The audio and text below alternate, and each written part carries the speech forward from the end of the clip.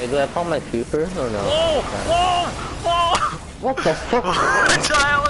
Oh my!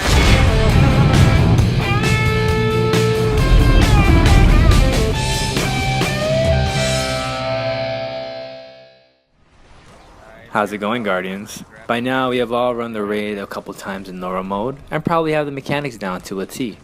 For Vosik, you have a designated thrower, you have someone calling out which screen to shoot, and even what room to go to.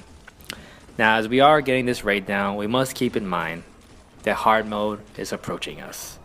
In less than a week from now, on October 18, 2016, Bungie will release hard mode at reset. In the past, hard mode has had the tradition of preventing revive and the implementation of new mechanics for each of the boss phases. If we look back into the previous raids like King's Fall, we remember such thing as 4 Light Eater Knights, not only 1 now. And in Crota's End, there was no Chalice of Light for regen. Now with hard mode coming for Wrath of the Machines, I find it the perfect time to speculate the new raid mechanics for each of the encounters. In the Vosik encounter, we only have the responsibility of throwing relics on sync, shooting down the correct TV, and choosing one of 2 possible clean rooms to use. Now with hard mode, it could either have more monitors, which is what everyone's speculating, activating at one time, possibly monitors activating throughout the entire fight, no longer after a relic is thrown, and maybe only 1 clean room you can actually choose. So out of the 4, only 1 is available. You have to find it quickly and then go to it. Or if we actually look into the room, we notice 4 columns. Each of these columns have a TV monitor, so perhaps one of these monitors will be lighting up constantly throughout the fight, and then you have your traditional monitor in the back. For the next encounter, we have the Death Zamboni. Now this fight, I believe, is going to be dramatically different in a sense that without revives, players have to be more careful in what route they choose when transporting the engine parts over and working well as a team. This is a unique encounter as it forces you to be face to face with ads throughout the whole fight.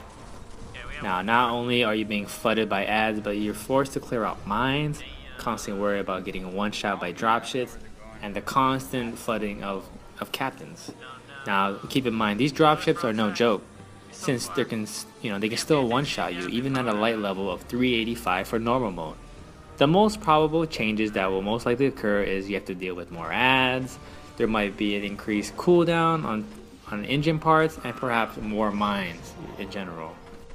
I feel this encounter will pose a big problem for groups since people are too accustomed to being revived, and the chances of getting melted by either captains or being one-shot by dropships are just so high, and it's so RNG.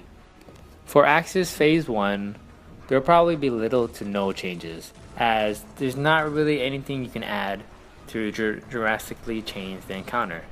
So let's get into the big bad boss battle with Axis, aka Axis Phase 2. Now off the bat, this encounter will be a challenge, not necessarily because of the new mechanics, but due to the jump in light level.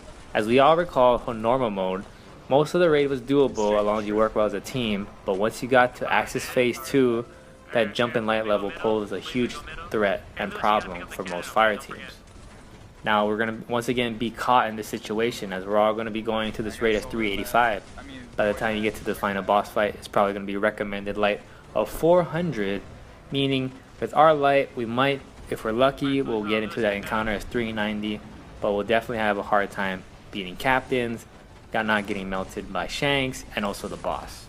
As we all try to do this encounter for the first time, we're going to have to relearn what places we need to go to properly clear ads and not take any damage, how to work together to clear out captains efficiently, but what could be the possible mechanic changes? Now I probably think that the changes that will most likely occur is the addition of maybe yellow bar ads, such as splicers, maybe extra captains. Maybe you have to throw more than 3 relics to start the initial stun phase. Maybe a shortened window of opportunity to actually stun Axis, or last but not least, you're gonna have to activate one of the 3 buttons in the back platform for each of the stun phases to keep the cycle going. Now, speculating new dramatic mechanics is gonna be tough for this encounter because it already puts so much burden on the whole team to not only work together, but to constantly communicate and to execute efficiently. Honestly, I hope Bungie adds another step in this boss fight to properly stun Axis, maybe add more ads, just to raise the difficulty. But the fight is already tough as is. Now, only time will tell, Guardians, so prepare yourself, because hard mode is coming.